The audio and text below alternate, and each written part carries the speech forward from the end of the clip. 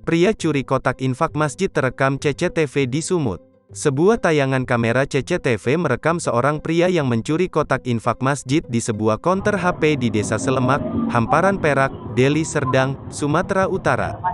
Minggu, tanggal 31 Oktober tahun 2021.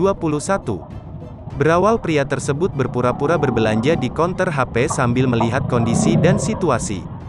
Kotak amal yang berada di atas meja konter kemudian ia ambil dan dimasukkan ke dalam kantong yang sudah disiapkan.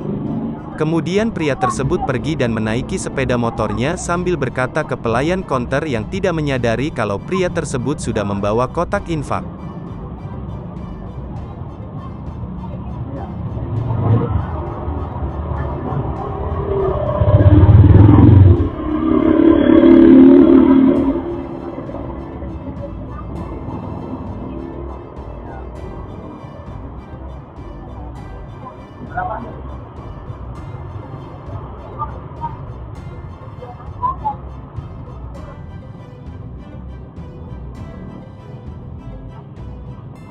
Kalau enggak, bentar aku ambil handphone dulu. Lebih enak dia, Bang. Iya, Pak.